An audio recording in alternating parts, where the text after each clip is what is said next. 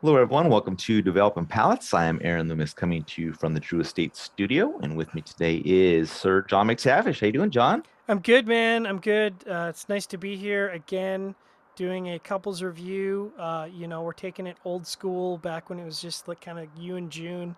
Yeah, But June's got to work for a living. that's right. Poor fool. So I'm the de facto June tonight, I guess. That's right. So today we are talking about the Crux Epicure Maduro Corona Gorda. Cigar is 5 3/8 by 46. Comes out of the Tabacalera AJ Fernandez factory in Nicaragua. Wrapper is a very dark Mexican San Andreas with a binder and filler from Nicaragua. It is blended by Jeff Hogan. Price point is $9.25, and cigar was released in February of 2020. So, with all that out of the way, John, what was your overall experience like with the cigar? Well, first of all, because I've said this in the past, I go into this as blind as possible. I did not know this was out of AJ Fernandez, and I actually kind of find that surprising. Although it makes sense because he's got a lot of tobacco and he's certainly got a lot of San Andreas.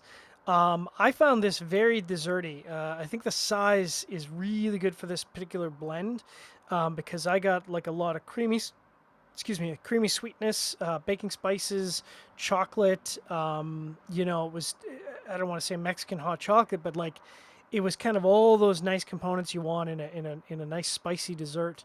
And so I was really digging it in the first third. Second third, kind of more of the same, just not quite as intense. Um, and honestly, I would say in terms of the flavors that were present, kind of not that interesting, but it harmonized in a way that was interesting. So it's cocoa, leather, and sweetness. And I was like, you know what? This is enjoyable. Like, I don't need to write 15 notes. I like it. I'm engaged. This is good. Last third, unfortunately, everything kind of fell to light plus and didn't engage me quite as much. So light leather, mild sweetness, and cocoa, but didn't come together in a way that kind of kept me engaged through that last third. Uh, Burn was perfect. Draw was slightly tight, which is unusual coming out of AJ. Must have been rolled on a Friday or something. But overall, for me, that was good. I would happily smoke another one of these again. Good size, good blend. Double thumbs up from McTavish. What about you, Aaron? Walk us through your experience. Yeah, for me, the cigar had a nice start. Very full flavors and strengths to match. Profile dropped down a level in the second third as the baker's chocolate left and maintained that level through the remainder of the cigar. I had some burn issues. It was not typical from AJ. Cigar went out 3 times in the first Uh huh. half, so that was a bummer. But then it kind of settled down and got back on track. So not what I normally experience from Crux or AJ Fernandez, but I was hoping it was a one-off. You had a great burn, so maybe just me.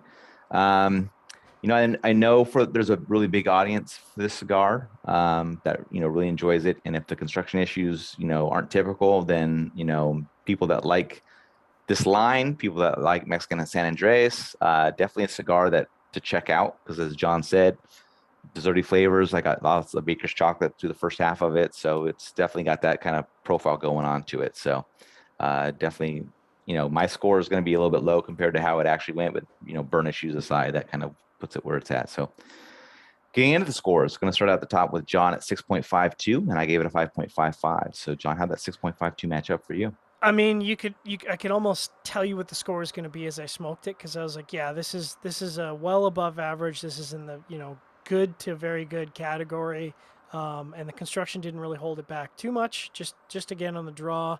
So I was like, I was smoking it. I was like, yep, this is a cigar that I would go for. I would reach for. I would buy. Very happy, and 652 I think represents it well. What about you? Yeah, my matches up well. It was above average flavor profile.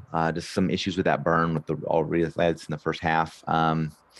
Typically the first half of the cigar is going to be the star for me. My palate's going to kind of wane a little bit as it goes on. So the relights in the first half kind of hurt Yeah, it a it's bit. bad. I think if it would have been maybe the second half, maybe the first 2/3 are, stars and we're talking about a little bit higher score. But, I kind of dug the cigar. It was just that, that burn issue is kind of a bit of a bummer. But Baker's chocolate, I'm always a fan of. So, I can get that in there and if it could stay longer, I'm all for it. So, It, it uh, was it was a crazy toothy dark wrapper though. Like I was absolutely. afraid of my soul was gonna get sucked into this wrapper when I was just Right. checking it out. I was like, what is going on here? Yep. So yeah, they got the good stuff, I Exactly. guess. And I'm trying to remember. Yeah, we. Oh no. I think I smoked this in the Gordo a while back. Oh, I don't And feel like this would do well in the Gordo. yeah, I think that the smaller ring gauge is probably where it would shine more. I think the Gordo, that wrapper might get a little bit overpowered by what's inside. So I agree. Yeah. yeah. Now I would be interested to try this in a straight up Robusto just to see if the blend could kind of, A find that happy medium. yeah, the happy Yeah. medium. But I'll keep smoking them. Yep. All right. If you just get this video on YouTube, be sure to subscribe to us. But also check out the full written review on the website, developmentpalace.com. Follow us on all the social media channels, and you can catch all of our review recaps on podcasts, iTunes, Google Play, and Podbean. Thank you for tuning in, and we will catch you on the next one. Epicure Maduro.